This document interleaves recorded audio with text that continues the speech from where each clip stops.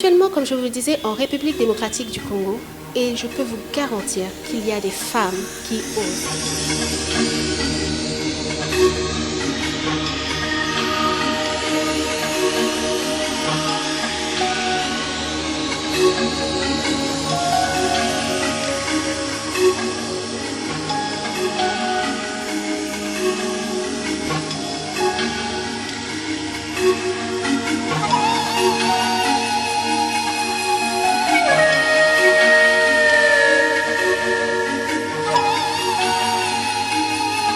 Il est possible de commencer de zéro et devenir une héroïne.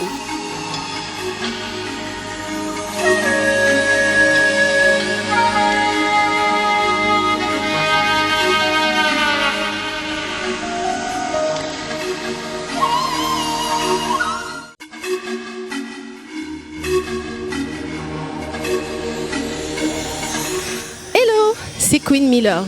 Je suis actuellement en République démocratique du Congo. Et oui, cette émission a pour but de pouvoir vous faire découvrir des femmes braves, des femmes leaders, des femmes qui ont réussi de commencer à zéro pour devenir des héroïnes. Je suis donc au centre Magnolia, un centre de dépistage et de diagnostic qui est dirigé par une femme extraordinaire.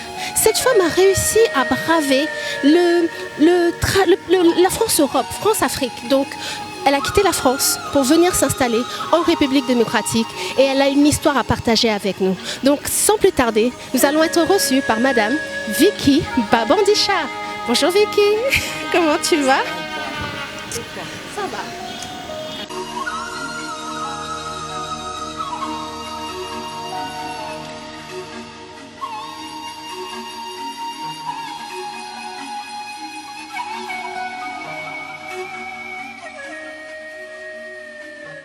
Bonjour Vicky. Bonjour Milolo. C'est un plaisir pour moi de te recevoir. Ah ben, le plaisir, il est partagé. Hein. Alors, j'ai beaucoup entendu parler de Madame Vicky Babandisha. Et pendant la crise Covid, il y a eu un besoin en République démocratique du Congo en termes de dépistage. Et comme je vous dis, cette émission est faite pour mettre en lumière les femmes qui osent. Et Vicky a osé. Explique-moi un peu, comment est-ce que tu as eu cette idée? En fait, déjà, je peux me dire que Vicky Babandisha, c'est une femme entrepreneur, hein, je peux dire ceci. Et donc, du coup, on a vu qu'il y avait un besoin énorme par rapport à la Covid. Et c'est ainsi que on a décidé de pouvoir faire le centre de dépistage et des diagnostics. En fait, ça vient de beaucoup de voyages que j'ai pu réaliser, hein, et voir comment on recevait les gens par rapport à la Covid en Europe, hein, en France en l'occurrence, parce que c'est là où je vis. Et c'est comme ça que, bon, l'idée est venue de dire que non, pourquoi pas, on peut aussi aider, hein, et accompagner le Congo, hein, en l'occurrence, par cette pandémie, hein, mondiale qui a secoué tout le monde. Et nous sommes allés voir le ministère de la Santé. Nous avons discuté avec le ministère de la Santé. Le ministère de la Santé a vraiment bien accueilli notre projet et nous a donné beaucoup de facilitations pour qu'on puisse réaliser ce projet. Et c'est comme ça que nous l'avons réalisé. Ok Vicky, des centres de dépistage, il y en a eu pas mal ici en République démocratique du Congo, surtout à Kinshasa. Mais quelle était cette particularité? Parce que je ne vais pas te mentir, moi, en France, j'ai entendu parler de ton centre de dépistage, mais sans savoir qu'il s'agissait de toi. Quelle est la particularité de ce centre? La particularité du centre, hein, c'est que nous avons fait les choses correctement, hein, dans l'ordre, avec, comment dirais-je, toute la logistique nécessaire, hein, et les conditions aussi nécessaires. Nous avons, en l'occurrence, travaillé avec les ambassades. Hein, donc, principalement, on avait comme patients ou comme personnel, les personnes qui passaient ici, nous avions des ambassades, nous avons des institutionnels. Donc, du coup, le centre Magnolia a été, primé par l'ambassade des États-Unis comme le centre qui était agréé pour tous ceux qui passaient ici, toutes les autorités américaines qui passaient ici, et les autorités françaises aussi, bien évidemment, qui passaient en République démocratique du Congo faisaient leurs tests au centre de Magnolia parce que tout simplement, nous avions l'ordre, nous avons vraiment le rendu, surtout, c'était le problème aussi, c'était le rendu des résultats. Oui, parce que parfois, on attendait les résultats. Les résultats, exactement. Les résultats étaient en 24 heures parce que, bon, ici au Congo, le principal laboratoire qui était pour faire les tests Covid et tout, c'était l'INRB. L'INRB donnait les résultats en 24 heures. Et que quand nous sommes arrivés, nous avons battu le record, on donnait les résultats en 3 heures. Wow. Voilà. Bon, nous sommes d'accord que là, la Covid est passée et de femme que tu es, tu as eu ce réflexe de rebondir. Tu as mis en place le laboratoire et qui va être inauguré là, ce lundi. Alors, comment ça s'est passé? À quel moment tu t'es dit, Vicky, là maintenant il est question de rebondir? En fait, aujourd'hui, le succès que nous avons eu avec la Covid, on parlait de soins, on a parlé avec les ambassades, comme je disais tout à l'heure. On a réfléchi aussi, parce que l'idée aujourd'hui, mon idée, c'est de pouvoir accompagner la RDC, donc dans les divers domaines et tout. Aujourd'hui, on a choisi le domaine de la santé. Donc, nous voulons, mais vraiment accompagner les Congolais dans le domaine de la santé. Et c'est comme ça que l'idée est venue de dire que non, pourquoi pas aujourd'hui, la Covid, elle est en train de partir. Dieu merci, la Covid, elle est partie. Et donc, du coup, nous avions des locaux, nous avions tout. Eh bien, on a dit qu'on va faire des choses, mais on va faire la continuité en fait de ce que nous avons fait pour la Covid. Et aujourd'hui, nous avons réalisé un laboratoire d'analyse médicale avec tous les examens possibles et inimaginables pour notre pays, pour pouvoir aider, accompagner les Congolais dans, tout ce qui est santé et tout. Et nous ne nous sommes pas arrêtés à là. Nous allons ouvrir des cabines de consultation et en téléconsultation. Donc aujourd'hui, nous avons des conventions avec des médecins français et belges qui peuvent aujourd'hui consulter les malades à partir de la téléconsultation sur un écran pour pouvoir donner les diagnostics, parce que nous appelons ça clinique voyage. Clinique voyage, il y a la plupart des gens ici pour un oui, pour un non. Ils prennent leur avion pour aller en Europe, pour aller se faire soigner. Donc, nous, on va s'occuper de cette population-là pour dire que non, il y a une autre façon de faire. C'est que nous commençons le dossier, il commence ici. Les médecins vous consultent ici. Et donc, du coup, s'il y a vraiment besoin d'aller en Europe, là, vous pouvez aller en Europe. C'est pour, par exemple, des opérations et autres. Avec l'accord et le rapport du médecin qui est en télétravail. En téléconsultation, voilà. Exactement. Donc, le rapport du médecin va nous donner cette possibilité de pouvoir aller donner le dossier à l'ambassade, que ce soit l'ambassade de la Belgique ou l'ambassade de la France, de manière à ce qu'on puisse accompagner. On accompagne les patients dans tout. Donc, on n'accompagne pas seulement par rapport aux consultations ou aux examens. Et nous avons aussi cette possibilité. Quand le médecin prescrit les médicaments, nous avons une pharmacie ici, que cette pharmacie va donner les mêmes médicaments, les mêmes noms des médicaments que le médecin a prescrit. Donc, nous sommes en train de créer la pharmacie. D'ailleurs, je vais te présenter la pharmacienne qui vient de la Belgique, qui est aussi là pour pouvoir travailler. Donc, on a fait une association, je vais dire, pour pouvoir vraiment donner des bons résultats par rapport à ça. Et du coup, je voudrais quand même dire aussi que ce service ne concerne pas seulement les gens qui ont de l'argent. Nous voulons que les Congolais aspirent aussi à des soins adéquats, aspirent aussi à des consultations avec des médecins qui sont aptes à pouvoir diagnostiquer. Parce que les diagnostics ici, par moment, ils diagnostiquent un petit peu.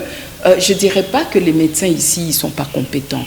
Je sais de quoi tu parles. Parce voilà. que moi, personnellement, je me rappelle diagnostiquer l'appendicite. Donc, mon rendez-vous était programmé pour le mardi, donc vendredi pour le mardi. Et la chance que j'avais, c'est que l'employeur qui m'avait embauché ici, m'a demandé de repartir en Europe pour me faire consulter. Figure-toi, je n'avais pas l'appendicite. Non, ben voilà, c'est ce genre de cas par exemple. Voilà, on a vraiment besoin d'un diagnostic concret. Voilà. Mais vous voyez, on voit vraiment que Vicky est remplie d'idées. Maintenant, moi j'aimerais connaître un peu qui est Vicky Babandisha. Parce que de ce que j'ai entendu dire d'elle, c'est une femme persévérante. Oui, persévérante. Mais Vicky, pourquoi est-ce que quand on te voit, on voit en toi une femme qui ne lâche rien, une femme qui a de la poigne, et une femme qui sait que son temps, c'est son temps. Parle-nous un peu de toi. Écoutez, moi je suis effectivement Vicky Babandisha. J'ai commencé de mon jeune âge, j'ai commencé l'entrepreneuriat.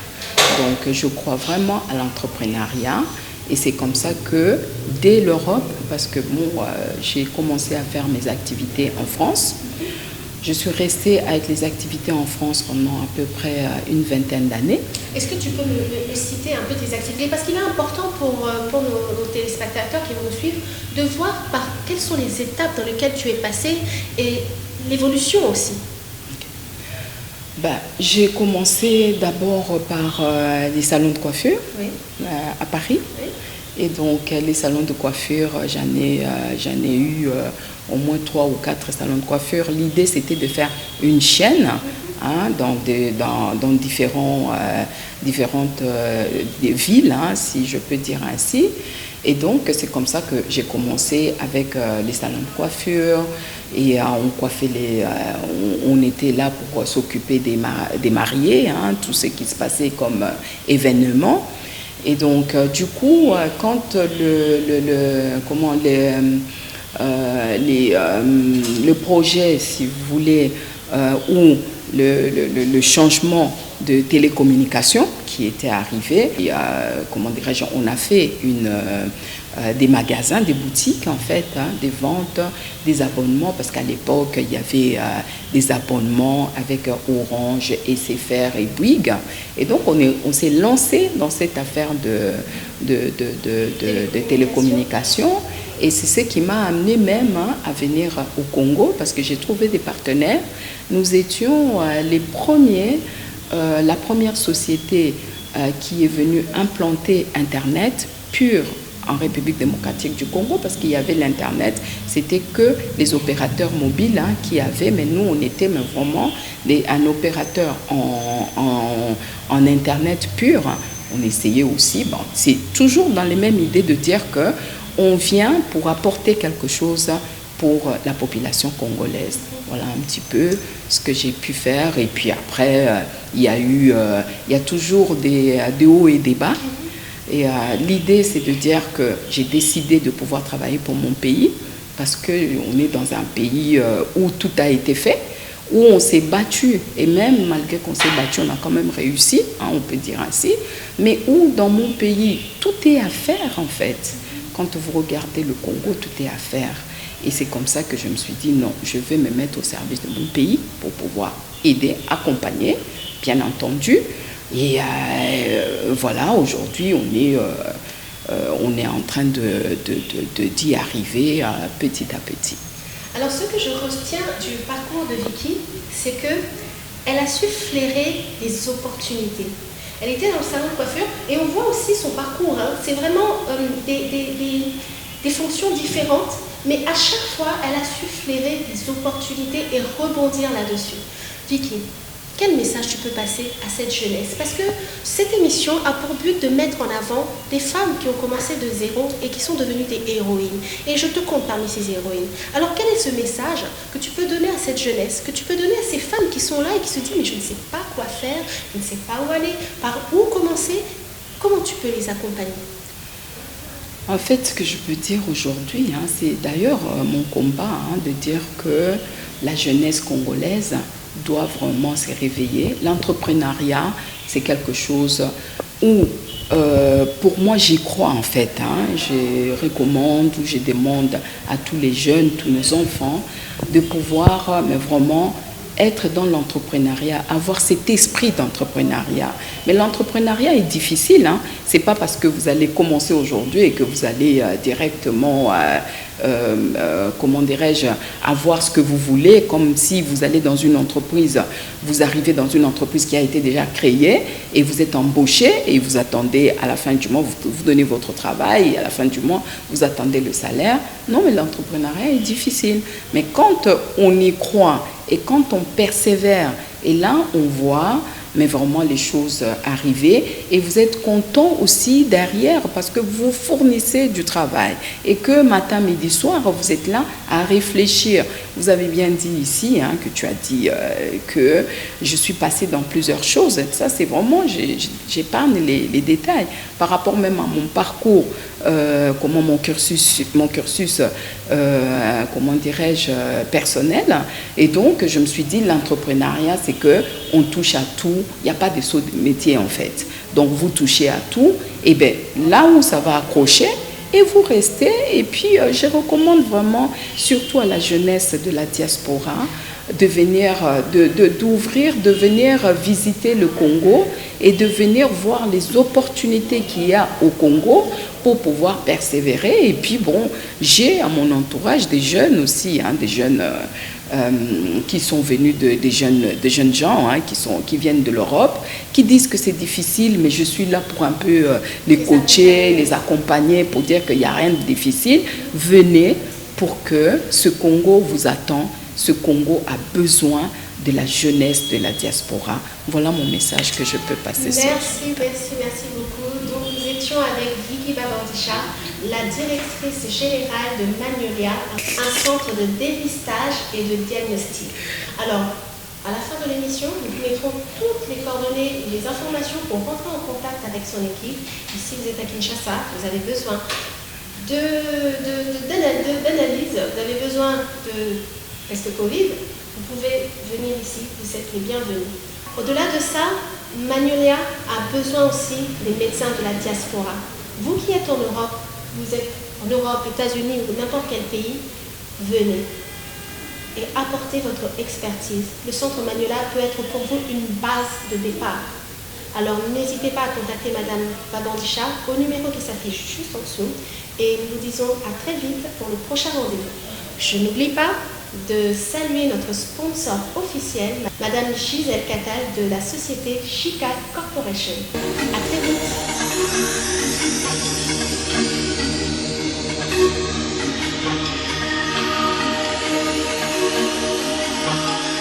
Nous sommes actuellement, comme je vous le disais, en République démocratique du Congo et je peux vous garantir qu'il y a des femmes qui osent.